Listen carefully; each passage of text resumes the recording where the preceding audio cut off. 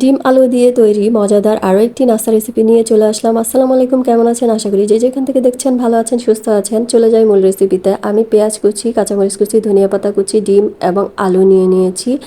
এবার আলুগুলোকে ভালোভাবে মেশিন দিয়ে গ্রেট করে নিব। তারপর এখানে ছিল আমার সোলার কচি শাক বা মাইক্রোগ্রিনস, এটাকেও আমি আলু কুচির সাথে দিয়ে নিয়েছি।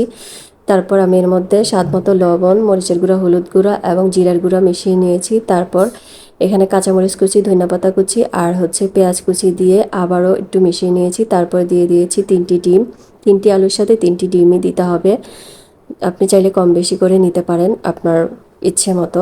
ঝালটাও আপনার টেস্ট মতো নিতে পারেন। কেউ কম খায়, কেউ বেশি খায়। আমি কম খাই, তাই আমি ঝালের পরিমাণ কম নিয়েছি। তারপর শেষে সব মিক্স করার পর আমি এর মধ্যে দিয়ে দিচ্ছি কালো গোলমরিচ গুঁড়া, যেটা কিনা আরও বেশি টেস্ট বাড়িয়ে তোলে এর।